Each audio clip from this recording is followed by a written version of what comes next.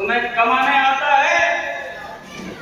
इनके हाथों में चूड़ियां नहीं है। तुम कारखाना चला सकते हो? इनकी अकलें बांझ नहीं हो गई।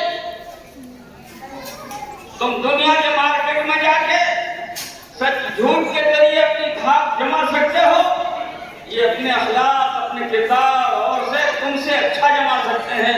लेकिन जरा एक मिनट के लिए सोचना, तुम्हारा तो हाल ये है कि टीम से इतने बेखबर रहे कि बाप मर गया है, बाप ने अपनी सारी जायदाद तुम्हारे लिए लुटा दी, लेकिन तुम अपने बाप की नमाज जनाजा पढ़ाने के काबिल भी नहीं हो। तुम्हें आता ही नहीं।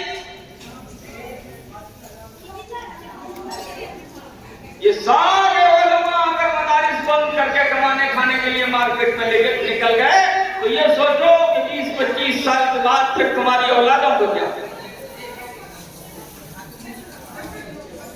इसलिए मैं बहुत खुल के कहता हूँ, बहुत खुल के कहता हूँ, ये बोझ नहीं है तुम्हारे लिए, रहमत है, रहमत है।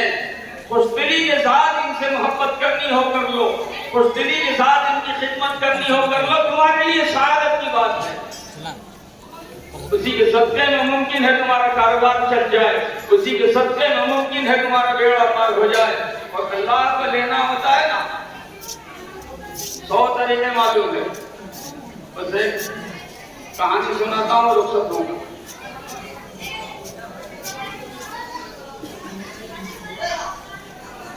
लोग अपनी खुशियों में तलबा को मुंह से बोलते हैं अल्लाह के रसूल के मेहमान है, मेहमानाना रसूल,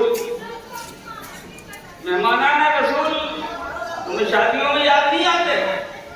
मेहमानाना रसूल उस वक्त तुम्हें याद नहीं आते जब तुम्हारे घरों में खुशियों का शादियाना होता है।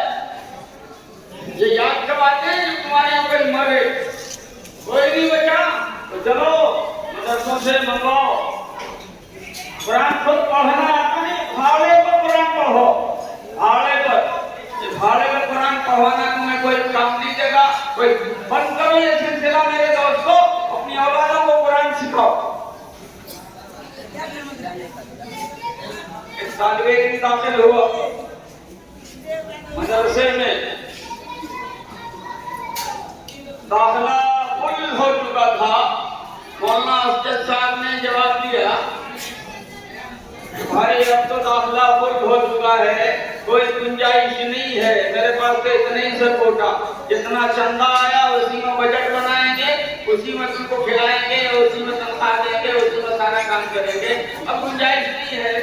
लड़का भी था अपने वक्त का एक, उसने कहा कि हजरत आप तो दाखिला ले लो, मेरे पढ़ने का इंतजाम कर दो, मेरे खाने की फिक्र छोड़ दो।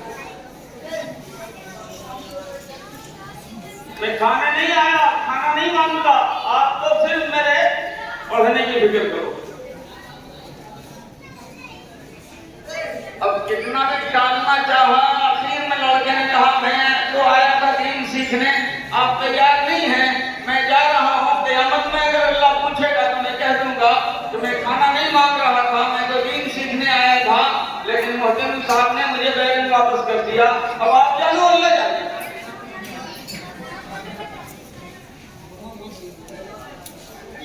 मजबूरन दाखिल कर लिया। जब वहां भी यही सिस्टम था तो खुशी में पूछो मत, मरे तो 40 दिन तक खिलाओ। खुशी में पूछो मत, मरे तो 40 दिन तक खिलाओ। लड़का दाखिल तो हो गया, अपने पास उसके पास था नाश्ता, सूखा सूखा खाता रहा, मदरसे के मकसद से नहीं खाता, बस अपना खाता रहा, चलता रहा। कुछ दिन हुए, इत्तेफाक से मदरसे के एक मेंबर का इंतकाल हुआ। अब जब मदरसे के मेंबर का इंतकाल हो गया तो किसको खिलाया जाएगा? यही बच्चा फारिग है, इसी को डाल तो 40 दिन चलेगा। लड़का खाता रहा, पढ़ता रहा, 40वां दिन हुआ कि अगला मेंबर भी चला गया। फिर 40 दिन का इंतजाम हो गया और चलता रहा, चलता रहा, चलता रहा। फिर जो 40 दिन पूरे हुए तो तीसरा मेंबर भी साथ हो गया। इमरजेंसी में हंगामी मीटिंग बैठ गई कि मदरसे पैसे के पास गुंजाइश हो ना हो, बजट में जगह हो ना हो, इस बच्चे का दाखिला स्पेशल तरीके से लो, नहीं तो तमाम नंबरों को खा जाए।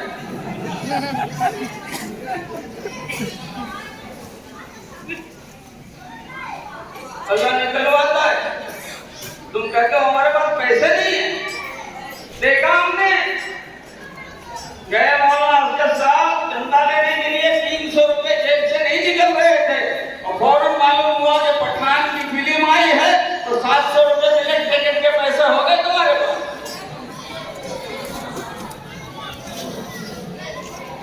दीन के साथ सौतेलापन करोगे, याद रखना अल्लाह भी तुम्हारे साथ वही सौतेलापन करेगा। तुम उठना चाहोगे, अल्लाह तुम्हें गिराता है। इसलिए अगर अपनी तरक्की की फिक्र है तो कुरान की इज्जत करो, अपनी तरक्की की फिक्र है तो दीन से ताल्लुक जोड़ो, अपनी तरक्की की फिक्र है तो मैं एक जुमले में एक बात और अर्ज करके रुखसत होना चाहता हूँ कि अल्लाह के यहाँ कौमों की तरक्की का मेयार अलग अलग है। दुनिया के तमाम लोग उस वक्त तरक्की याफ्ता कहलाएंगे जब असबाब को इख्तियार करेंगे। तुम्हारी तरक्की को अल्लाह रब्बुल इज्जत ने कुरान से और मोहम्मद रसूलुल्लाह सल्लल्लाहु अलैहि वसल्लम के कदमों से जोड़ा है। तुम इनसे लगे रहोगे, इनको मजबूती के साथ थामे रहोगे, तरक्की के तमाम रास्ते तुम्हारे लिए खुलते चले जाएंगे। अल्लाह हम सबको कहने सुनने से ज्यादा अमल की तौफीक अता फरमाए। व आखिर दावाना अल्हम्दुलिल्लाहि रब्बिल आलमीन।